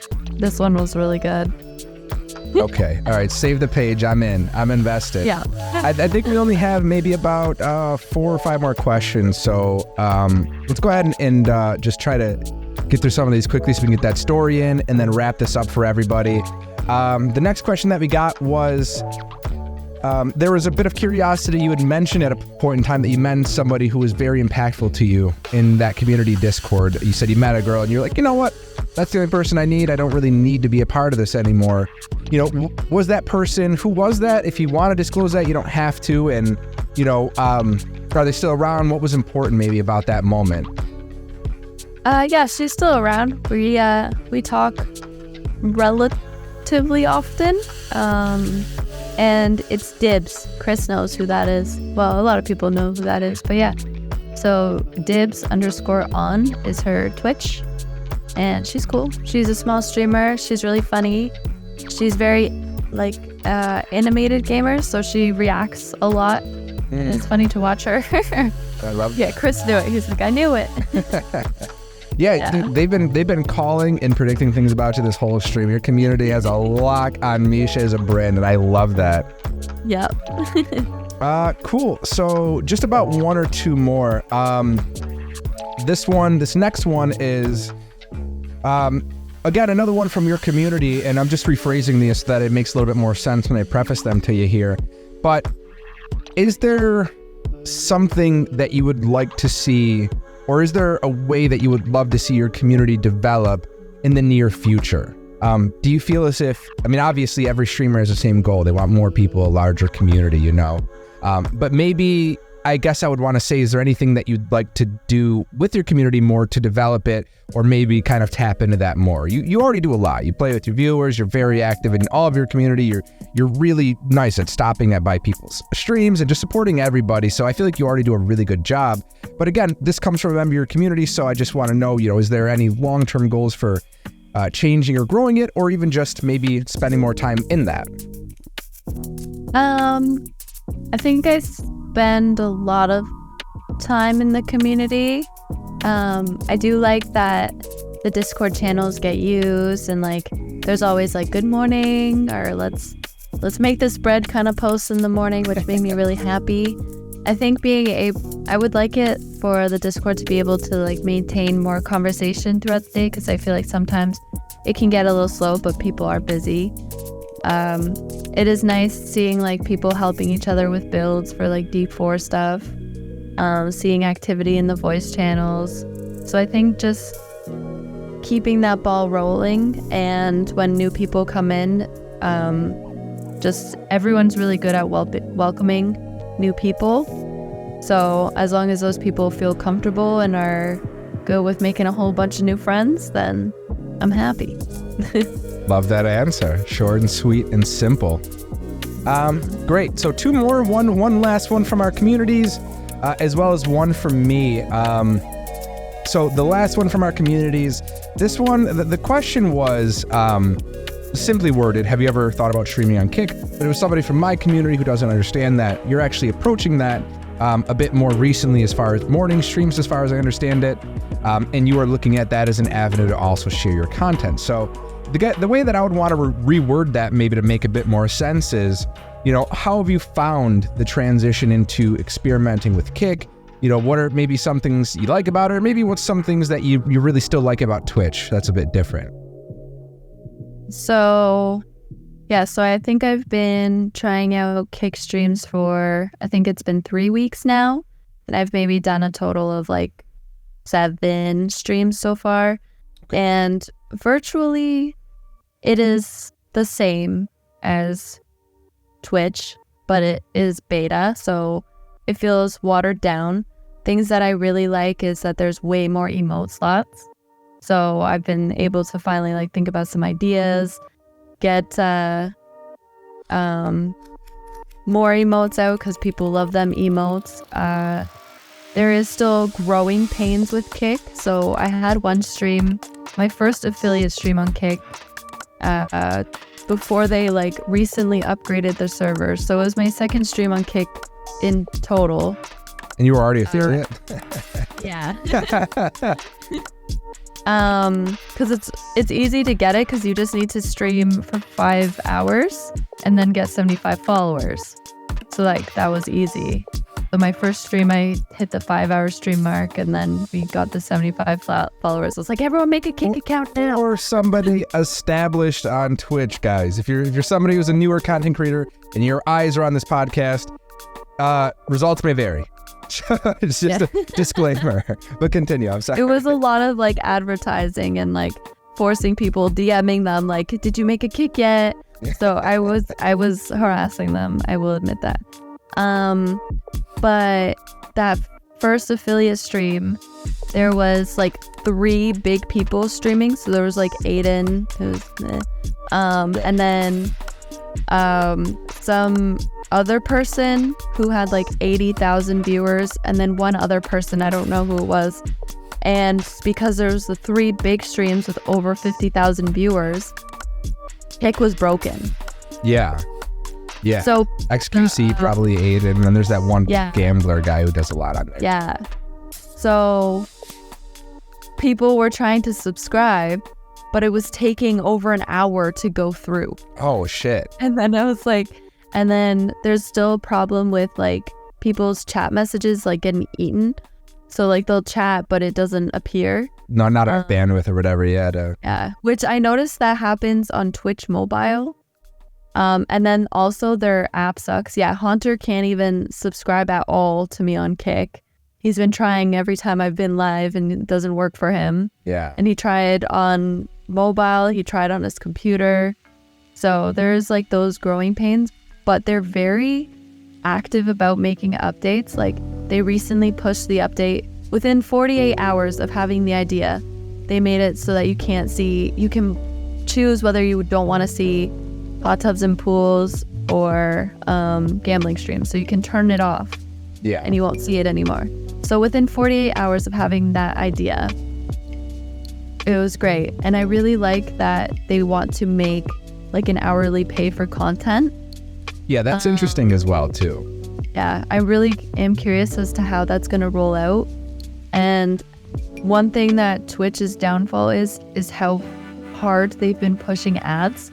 Oh, like yeah, when they released the non-invasive ads, they should have just kept pushing that and stopped, because I feel like they're honestly ruining it for content creators because people leave because they're frustrated. And then the release of Twitch Turbo, I think they always had it. They've had it for a while. Yeah, they're restructuring it, but they're also advertising it more. Before it was kind of a secret. And now they're really pushing it, and I feel like that also screws over content creators. Because if they get Twitch Turbo, they got ad-free viewing, and it's like the cost of 2 subs, so then they can cancel all their subs that they potentially have. And then, they're minimizing the benefits of subscribing to someone. Like they limit the amount of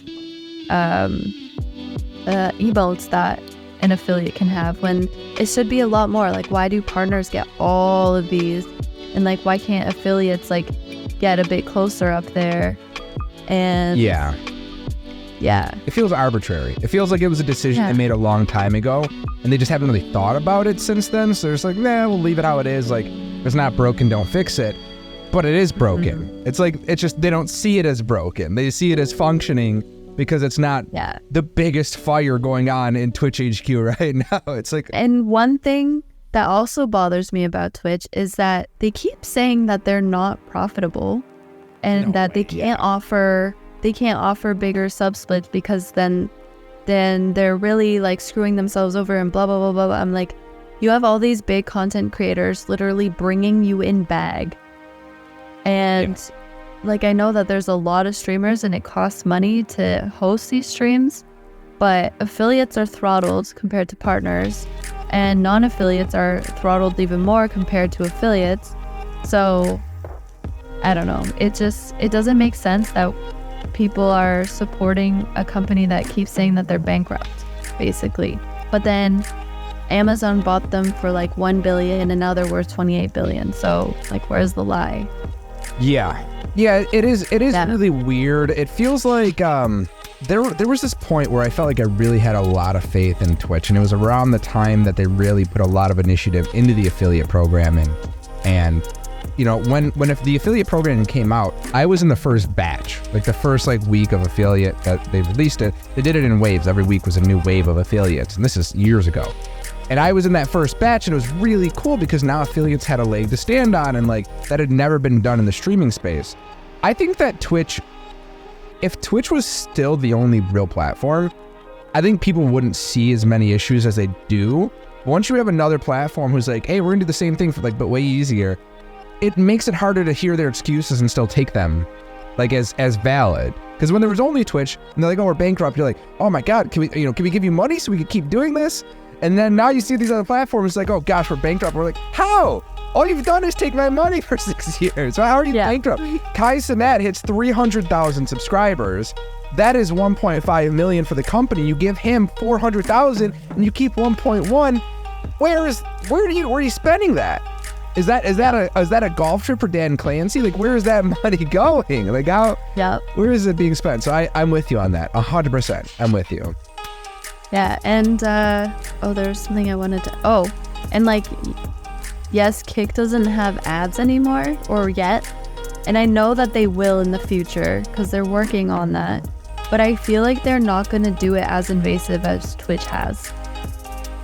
Yeah. So I think that they can really beat out Twitch when they do introduce ads. And it is really nice to have ad-free viewing right now, but they need the ad revenue to incorporate that streamer hourly wage. because they need to get the money from somewhere. Yeah. So I think that they're gonna think of a better way to do it versus Twitch. Anything that simplifies it, whoever, my biggest thing is I would love to switch to YouTube of all platforms, but YouTube live streaming is just the worst. It's just so bad quality. It's hard to watch it, and it's just terrible. But I just like the idea of a stream being there, and then that becomes a video, and that becomes shorts, and then that becomes whatever. It's all in the same ecosystem. However, YouTube can't get it right. When you look at the whole Twitch and Kick thing, Twitch is just making itself look so bad in so many angles and so many avenues. And I feel like content now, I feel like Twitch is really losing its grip on a lot of the content space and content sphere. And I feel like you're absolutely right. And that Kick is starting to do a lot of really good things in the aspect of trying to be an ethical platform that everybody enjoys, and that it doesn't feel like somebody mentions Rumble, you're like, like the only people I know on Rumble are Rice Gum and what was that other guy who went over there? Sneeko. Great. Yeah, those are the two people I want representing my brand.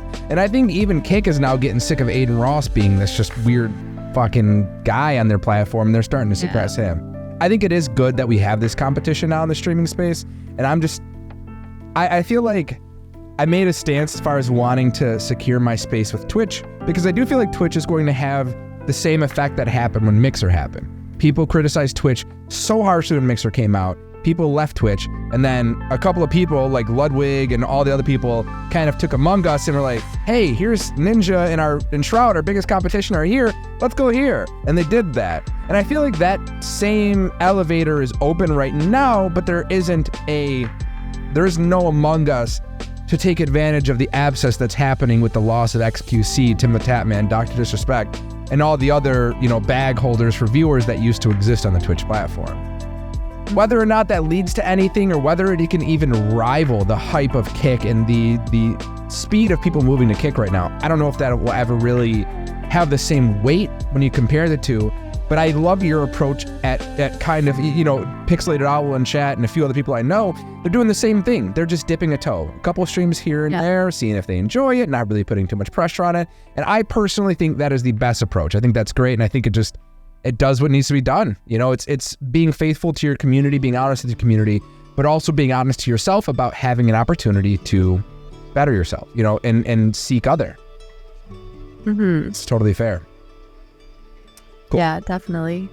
So the final question from everybody, and this one comes from a very special guest. This one comes from me. And so this is actually something that I thought would potentially be cool. And this is not me saying I'm going to do it. This is not me saying it's going to happen. This is just me throwing something at the wall and seeing if maybe you'd be interested in potentially entertaining this journey in the future. I've loved the ARPG space since I've entered it, and you and your community have been really cool in getting me to enjoy it.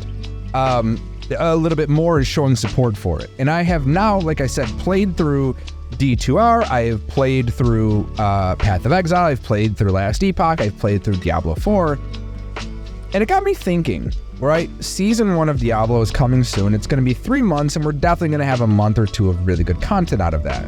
There's going to be about a third month and a half to 2 months that are going to be this dry spell. And I thought, this has not been done. It's never been done because it couldn't have been done before. But now that Diablo 4 exists, what if you hit 100 in every game? What if you're the first person to run not a thon, because there's no way you could do it in a single day, but maybe a series where you go from Diablo 1 to Diablo 4, maybe even, playing a similar class or something like that, and going the whole way through each of the games, and almost maybe even naming your character the same thing and creating this long journey in it. I told you I've been looking at how to create Diablo ideas, and that it's important for me to try to do something that's different. And I'm sure people have done that before, hardcore to 100 in Diablo 1 and 2, Diablo 1 and 2 and 3. But I think it'd be really cool to do a hardcore Diablo 1, 2, 3, and 4 all the way through and chronicling that. But I feel like that's a journey I'm not sure I'm keen to take alone, because I know it's a lot of responsibility, and plus it's just faster when you have other people who are interested in that. you're a veteran in this space, and I know that that's something that would take up a lot of time and a lot of content, and it's not something that easily fits into something, but just a cool idea to pros. No obvious, no yeses or nos now. There's so much logistics to it that it goes beyond this conversation. But if that's something you'd be interested in, I'd love to pros that as you'd be my first person I'd want on that journey with me. Yeah, that'd be cool. Yeah, all right, yeah. Sounds pretty fun. Yeah, it'd be hard. I've never played Diablo 1 before. Me neither. I think it's single player only. Okay. But we did it. We could like play at the same stage. Also, Diablo 1 is really hard. I've watched people suffer with it, but it is a classic and everyone says it's amazing. That's the only one that we'll have to deal with old graphics with. D3 I played a little bit, but I wouldn't mind trying it out again. I think D3 somehow is the cheapest Diablo on the Blizzard store. I think it goes for like $15 for every one, like all of D3. So I think that one is probably the easiest to obtain and to go through. But I think, I just thought that would be a really fun stretch that would not only be tons of content. If there were hardcore deaths, it'd be really awful and it would set, both of us potentially back and all of that. But I just thought that'd be a really cool passageway for a lot of Diablo content that hasn't been done. And there's this right moment before somebody gets the idea before me where it's like a really cool thing to put out and announce. So I just wanted to throw that your way to bring up the discussion. Again, no need to make any decisions on it left or right now, but you're first in line if you decide that interests you as well. Cool. Awesome. I don't even know if there probably is a hardcore mode on D1, but I don't know if we would survive hardcore D1 because it's hard. Yeah, well, even if it was hardcore D1, we could at least, even if D1 is something we just touch upon quickly before starting with D2, 3, and 4, where it starts to make a little bit more sense, I'm sure there's logistics we could talk about with it.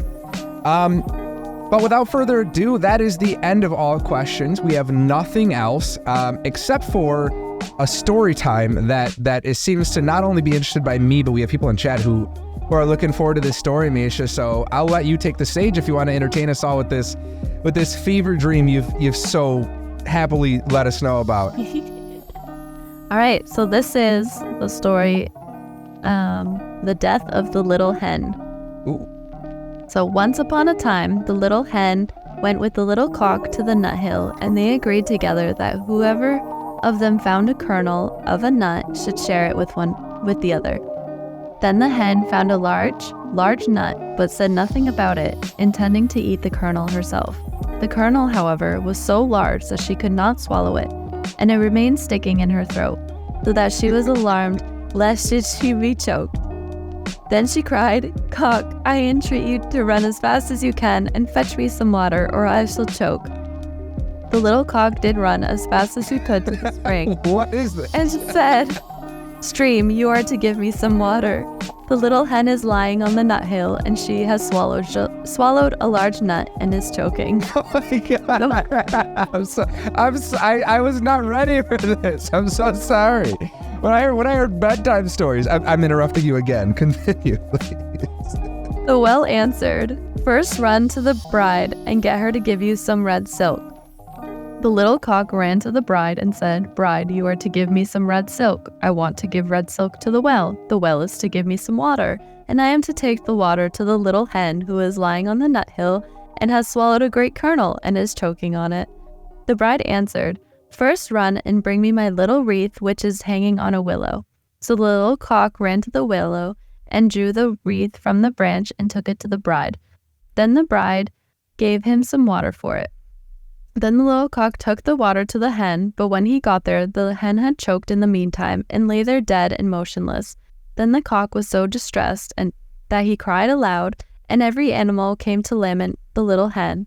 And 6 mice built a little carriage to carry her to her grave, and when the carriage was ready, they harnessed themselves to it, and the cock drove. On the way, however, they met the fox, who said, "Where are you going, little cock?" "I am going to bury my little hen." "May I drive with you?" "Yes, but the seat at Oh, sorry. Yes, but seat yourself at the back of the carriage, for in the front my little horses could not drag you. Then the fox seated himself at the back, and after that the wolf, the bear, the stag, the lion, and all the beasts of the forest did the same. Then the procession went onwards, and they reached the stream. How are we to get over? Said the little cock. A straw was lying by the stream, and it said, I will lay myself across, and you shall drive over me. But when the 6 mice came to the bridge, the straw slipped and fell into the water, and the 6 mice all fell in and were drowned. Then they were again in difficulty, and a coal came and said, I am large enough, I will lay myself across, and you shall drive over me. So the coal also laid itself across the water, but unfortunately just touched it a little, on which the coal hissed and was extinguished and died. When a stone saw that, it took pity on the little cock, wished to help him, and laid itself over the water. Then the cock drew the carriage himself, but when he got over it and reached the other shore with the dead hen, and was about to drop over the others who were sitting behind as well, there were too many of them, and the carriage ran back, and they all fell into the water together and were drowned. Then the little cock was left alone with the dead hen, and dug a grave for her, and laid her in it, and made a mound above it, on which he sat down and fretted until he died too, and then everyone was dead. The end.